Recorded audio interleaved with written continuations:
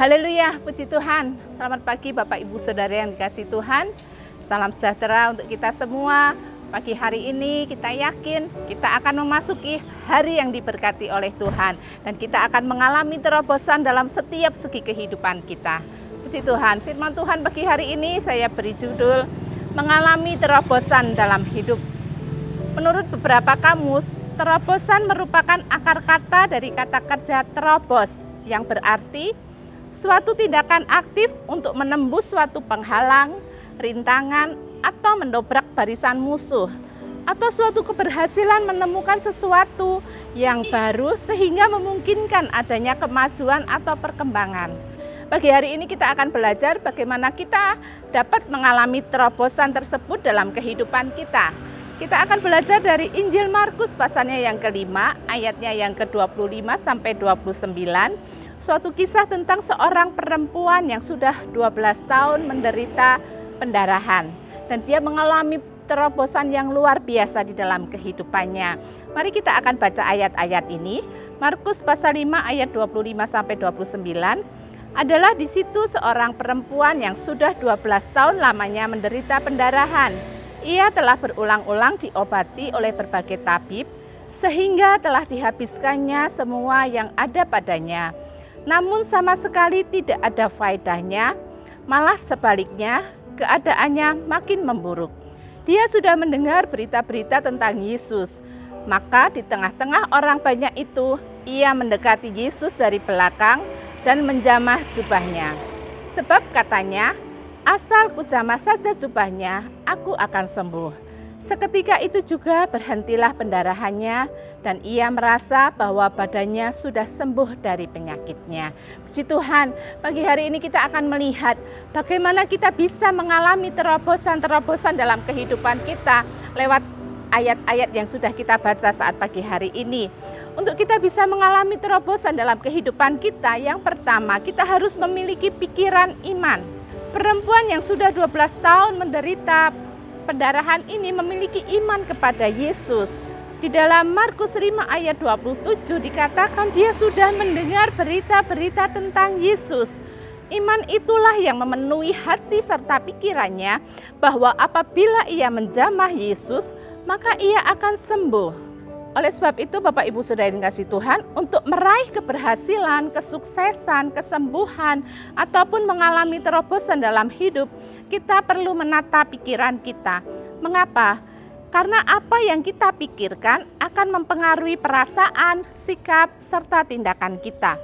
Filipi 4 ayat 8 mengatakan, jadi akhirnya saudara-saudara, semua yang benar, semua yang mulia, semua yang adil, semua yang suci, semua yang manis, semua yang sedap didengar, semua yang disebut kebajikan dan patut dipuji, pikirkanlah semuanya itu. Artinya, pikiran kita harus senantiasa diisi oleh hal-hal yang positif. Hati dan pikiran kita harus diisi dengan apa yang kita imani atau yakini. Tentunya yang sesuai dengan firman dan bukan berdasarkan keinginan atau ambisi pribadi kita sendiri. Hal yang kedua, bagaimana kita bisa mengalami terobosan dalam kehidupan kita adalah kita harus memiliki perkataan iman.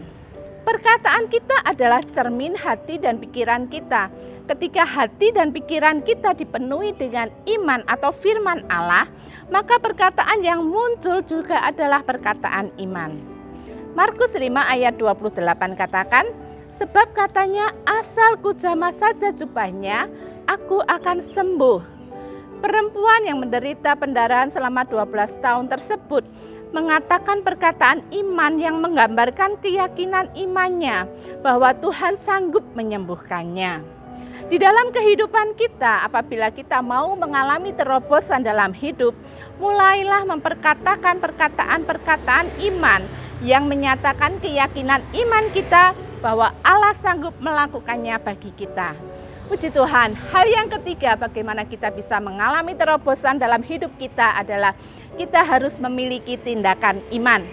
Iman yang sesungguhnya harus dinyatakan melalui tindakan. Tanpa berani bertindak, maka itu bukanlah iman.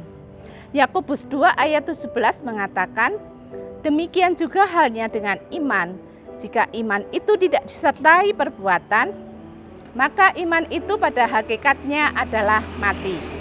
Di ayatnya yang ke-22 dari Yakobus pasal yang kedua, dikatakan bahwa kamu lihat bahwa iman bekerja sama dengan perbuatan-perbuatan, dan oleh perbuatan-perbuatan itu iman menjadi sempurna. Puji Tuhan, dari ayat tersebut kita dapat mengetahui bahwa iman bekerja sama dengan perbuatan. Seseorang tidak dapat dikatakan beriman apabila ia tidak menyatakannya melalui perbuatannya.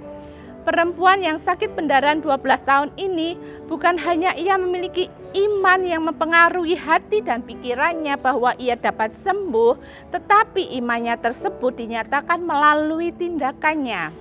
Di dalam Markus 5 ayat 27 katakan, maka di tengah-tengah orang banyak itu, ia mendekati Yesus dari belakang dan menjamah jubahnya. Perempuan ini menerobos kerumunan orang banyak sampai ia berada di belakang Tuhan Yesus untuk menjamah ujung jubahnya. Dan ini bukan hal yang mudah bagi perempuan ini. Dikatakan sudah 12 tahun dia mengalami pendarahan, tentunya fisiknya sudah begitu lemah. Tetapi perempuan ini memiliki tindakan iman yang luar biasa.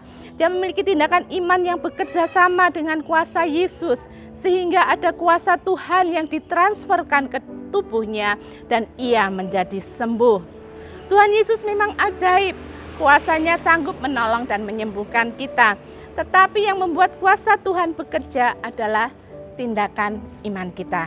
Oleh sebab itu Bapak Ibu Saudara yang kasih Tuhan, pagi hari ini sebelum kita memasuki hari yang baru, sebelum kita melakukan segala sesuatunya dalam kehidupan kita, mari kita mau memperkatakan iman, hati dan pikiran kita dipenuhi dengan iman. Dan kita mau melangkah dengan iman di hari yang baru ini. Dan kita akan mengalami terobosan-terobosan dalam setiap kehidupan kita. Kita akan mengalami kemenangan, kita akan mengalami keberhasilan, kita akan mengalami kesuksesan, kita akan mengalami kesembuhan dalam kehidupan kita. Yakinlah dengan iman. Puji Tuhan, mari kita berdoa. Bapa di surga, dalam nama Tuhan Yesus Kristus kami bersyukur buat kebenaran firman-Mu pagi hari ini meneguhkan kami Tuhan, untuk kami senantiasa memiliki iman di dalam kehidupan kami, dan kami akan melihat terobosan-terobosan Tuhan kerjakan dalam setiap kehidupan kami, bahkan di dalam kami menjalani hari-hari kami di sepanjang hari ini pun Tuhan, kami percaya Tuhan Yesus, penyertaan-Mu tetap ada dan kami tetap akan mengalami terobosan dalam hidup kami ketika kami menjalaninya dengan iman. Terima kasih Tuhan, berkati bangsa dan negara kami, berkati para pemimpin bangsa kami Tuhan di dalam memerintah bangsa ini. Tuhan senantiasa memberikan hikmat, kebijaksanaan, akal budi, roh takut yang daripada Tuhan, sehingga bangsa kami boleh menjadi bangsa yang diberkati Tuhan. Bangsa kami boleh mengalami damai sejahtera yang daripada Tuhan. Berkati pekerjaan Tuhan yang ada di gereja lokal kami, mulai dari Bapak Ibu Gembala kami, staf Gembala, para pengerja, aktivis gereja, setiap kami jemaat Tuhan, kami bersama-sama bersatu hati, bergandeng tangan memajukan pekerjaan Tuhan yang ada. Berkati setiap umat-umat Tuhan dimanapun berada, Tuhan senantiasa akan memberkati kehidupan mereka, tambahkan iman percaya mereka kepada Engkau Tuhan, sehingga kami boleh melihat setiap umat-umat Tuhan boleh diberkati oleh Engkau Tuhan, memberkati usaha mata pencarian umat-umat-Mu, memberkati pendidikan umat-umat-Mu. Terima kasih Tuhan, kami akan memasuki hari yang baru ini, kami akan memasukinya dengan iman kami Tuhan, dan kami akan melihat terobosan Tuhan kerjakan atas setiap kehidupan kami memperoleh kemenangan, kami memperoleh keberhasilan, kami memperoleh kesembuhan, kami memperoleh kesuksesan dalam hidup kami. Terima kasih Tuhan, kami alaskan doa kami di dalam nama Tuhan Yesus Kristus. Haleluya. Amin.